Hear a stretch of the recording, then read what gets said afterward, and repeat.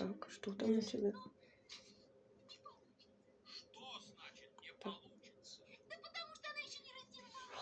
Степа нарисовал. Да, можно я посмотрю, закончил?